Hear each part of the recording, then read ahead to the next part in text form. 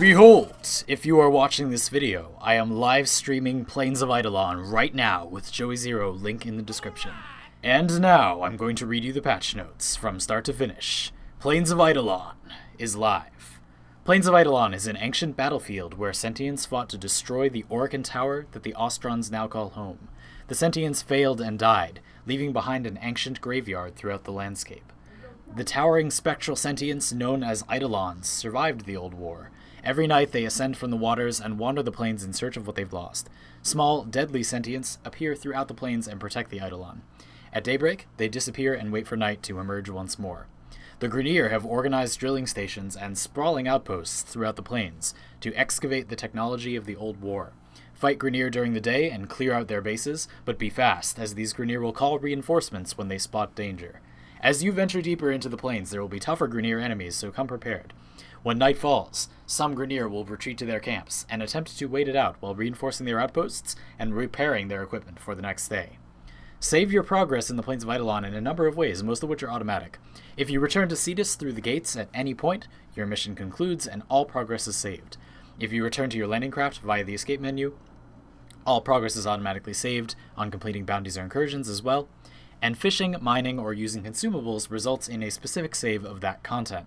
Fish caught, minerals extracted, consumables used. Here's what the plains have to offer. Spearfishing! Experience the great outdoors as you fish in the rivers and streams. Catch a variety of fish species throughout the plains and bring them back to Cetus. Expect to find mawfish, yaguan, shark eel, tralloc, mortis lungfish, sharak, murkray, norg, kuthol, grapid, kutkut, karkina, and gurupa. The fish of the plains are prized by the Ostrons because they can feed, but also provide resources to the people. Visit Fisher Hyluk in Cetus to purchase a fishing spear for standing and resources found in the Plains of Eidolon. There are 3 reusable fishing spear blueprints, each specializing in catching specific types of fish available for purchase. The Lonzo is a barbed pronged spear, making it easier to catch fish with smooth skin. The Tulok is a fishing spear with a slender blade to puncture armored plates and carapaces, and the Param is a fishing spear with multiple blades that allows it to pierce the hides of scaly fish. Hyluk also offers gear to aid in your fishing efforts, and 4 kinds of bait blueprints that may be crafted using components from filleted fish and resources crafted in the plains. This is how to spearfish. Before heading out into the plains, add your spear of choice to your gear wheel in the arsenal. Then find a body of water, open your gear wheel or use your hotkey, and select your spear to enter fishing mode. Aiming and shooting with the spear works just as it does when launching other thrown spear weapons. Aim at an unknowing fish and toss your spear for a chance to reel in your catch, and use your equipped bait by pressing the Alt-Fire button. And next we have Sky Arcwing. Summon your Arcwing at will to fly throughout the open landscape, spot and battle Grineer enemies in the sky, and experience the beautiful scenery. Movement has been reworked in atmospheric flight to make it easier to fly through the plains and engage the enemies on the ground. Please note this Sky Arcwing version is separately balanced in terms of power and speed. How to enable Sky Arcwing? You have to acquire the Sky Arcwing Enabler segment available in the market or in the Tenno Research Lab in the dojo. Craft and equip charges of the enabler. Enter the Plains of Eidolon and call your Sky Arcwing down using the gear menu or your hotkey. Next we have mining. By visiting Old Man Sumbat in Cetus, you can acquire a cutter to carve resources straight from the rocks of the plains. These differ in their strength, the different cutters, and we have the Nosam cutter, a standard tool for cutting ore and gems out of stone, the focused Nosam cutter, which is more accurate, and the advanced Nosam cutter, enhanced with cybernetics. This tool is able to locate nearby gems and ore veins and has a chance to retrieve Eidolon gems. These different reusable blueprints can be purchased for standing. Once you have acquired your blueprint and crafted your cutter, enter the plains. The ancient battle has left traces of energy on those plains, and this affects the landscape, including the very rock formations. As a result, you will be able to mine interesting and strange mineral deposits with interesting and strange rewards. Arcane gems will be available from this system. Once you find a deposit and have your mining laser, simply trace the pattern on the rock to successfully extract your reward. There are gems like Tyr Azurite, Marquise Veridos, Star Crimson, Radian Centrium, and Heart Nith, and ores such as Oroxium alloy, Fair Steel alloy, Coprite alloy, and Pyrotic alloy. There are also incursions, basically alerts. When you're out on the plains at your leisure, the Lotus will prompt you to opt into incursions. These are randomly generated missions. Bounties. Kanzu will present you with a list of bounties in Cetus. There are 5 tiers of bounties, determined by enemy level and reward pools. These bounties rotate cyclically. New mod sets as well, rewarded from incursions and bounties. These new mod sets are now available for you to acquire. Each set features one of the following styles of combat: ability casting from the Augur set, gunning from the Vigilante set, and melee from the Gladiator set. Stats for these mods increase on rank, just like normal mods, and they have an added set bonus if equipped with mods of the same set in the same loadout. There are also some other new mods, including Kinetic Diversion for Arcwing, which converts 40% of damage on health to energy, Spring-Loaded Blade for melee, which gives you 30% weapon range for 24 seconds on status effect. It is unconfirmed whether that stacks or not, and Target Acquired for sniper rifles, which gives you 60% to your headshot multiplier. These can be found from incursions. There are also new resources besides all the ones we've mentioned. New enemies and creatures aren't the only things you'll encounter in the plains. New resources, known and desired by the inhabitants of Cetus, are yours to discover. Choose your time wisely, as the plains shift to unearth certain resources at night. There are resources such as Nisselpods, Iridite, Grokdrul, Maprico, Cetus Wisps, and more. And finally, the piece de resistance, we have Focus 2.0. Focus means spoilers, so listen no further if you haven't completed the second dream. It's been almost 2 years since we released the first version of Focus. Focus comes as a system unlocked upon completion of the second dream. After answering a series of questions from the Lotus, you, the operator, choose a Focus school and begin your journey through a series of passives that you need to unlock, all the while earning the Focus points to do so. Then came the War Within, where your operator became playable with a few abilities, meaning mainly to help you farm Kuva and participate in quests. The core purpose of this rework is to shift the goals of the Focus system from supplementing warframes toward making your operator more combat ready themselves. This means that there will be more of a balance between passives and actives under Focus 2.0. Let's start with some very important facts about all your accrued Focus points and installed lenses. All installed lenses have been removed and returned to your inventory. You should give yourself time to study the new system before you reinstall them. All spent Focus points have been returned, so you can respec your trees, and there are now a new tier of Focus lens. There are Focus lenses, which give you 1.25% affinity conversion, greater Focus lenses, which gives you 1.75 affinity conversion, and now, name not final, Eidolon or Ostron lenses that give you 2.25 affinity conversion.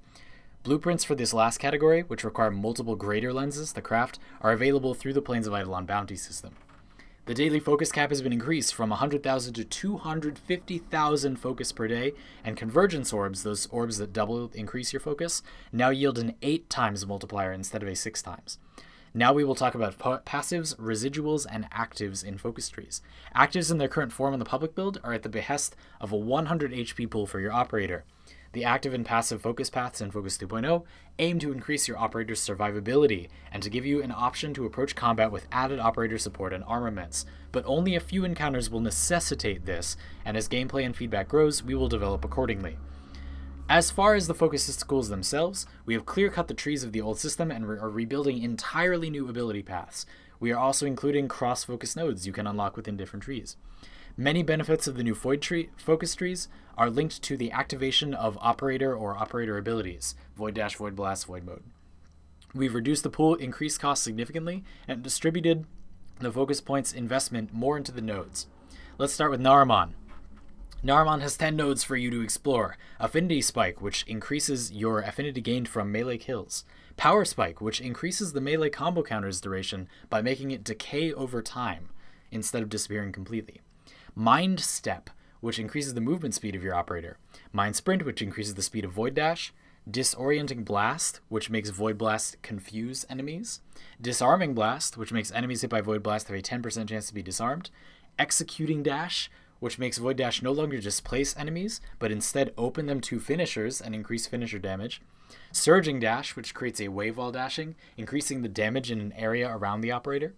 Void Stalker, which makes Void Mode increase the critical chance of melee attacks, and the chance gradually decreases when the operator leaves Void Mode. And Void Hunter, which makes Void Mode reveal enemies through walls, and this gradually decreases when you leave Void Mode. Next we have Zeneric. Zeneric has Energy Pulse. Energy pickups grant additional energy over time. Void Static. Void Mode emits a pulse that deals damage per second over a certain distance and costs additional energy. Void Singularity, which makes Void Mode pull enemies within range toward the operator and costs additional energy. Energizing Dash, which makes Void Dash create a zone of energy for a brief amount of time that causes allies passing through it to gain energy for a time. And Lightning Dash manifests a ball lightning after the Void Dash finishes that travels slowly and zaps enemies within range and deals damage. Void Siphon, which increases the energy regeneration of your operator. Void Flow, which increases the energy of your operator. Temporal Blast, where Void Blast slows enemies for a time. Voltaic Blast, where Void Blast creates a surge of electricity, zapping enemies within range and dealing damage. And Inner Might, which increases melee channeling efficiency. Now to Unairu. With Void Spines, damage taken is returned to the attacker. Some of it. Sundering Dash. Using Void Dash through an enemy will reduce their armor. Crippling Dash. Using Void Dash through an enemy will reduce their damage. Void Shadow, where Void Mode will render allies within range invisible and cost additional energy per second. Void Chrysalis, where Void Mode reduces damage taken by invisible allies within range.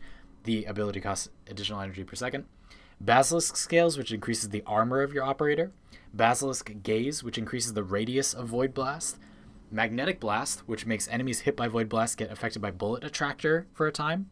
Unairu Wisp, which makes Void Blast have a chance to summon a Wisp when it damages an enemy. The Wisp can be picked up by allies to increase operator damage for a time. And Stone Skin, which increases the armor of your Warframe and your operator further. Now we move on to Madurai. Madurai has Phoenix Talons, increasing your physical damage. Inner Gaze, which increases the energy for Amps and Void Beam. Eternal Gaze, which increases the regeneration rate of your Amps and Void Beam. Blazing Dash, which makes Void Dash leave a trail of fire that deals damage over time. Meteoric Dash, which makes Void Dash simply deal extra damage up front. Flame Blast, which makes Void Blast release a fireball that deals a percentage of the Void Blast damage and explodes. Rising Blast, which increases the damage of Void Blast, and it can now be charged to deal even more damage. Void Radiance, which consumes energy on leaving Void Mode to blind enemies within range for a certain time. Void Strike, which makes you deal additional damage for every second spent cloaked upon leaving Void Mode and makes cloak cost more per second. And Phoenix Spirit, which increases your elemental damage. And finally we have Vozarin. Vozarin has Mending Unity, which increases your affinity radius. Enduring Tides, which increases operator health. Rejuvenating Tides, which increases operator health regeneration. Guardian Shell, which makes Void Blast be chargeable and manifest a shield that drains energy while absorbing damage. Guardian Blast, which makes Void Blast give allies shields while consuming energy. Protective Dash, which makes allies hit by Void Dash get immunity from damage and get healed. Sonic Dash, which makes Void Dash no longer displace enemies and instead emit a stunning shockwave. Mending Soul, which grants instantaneous revives.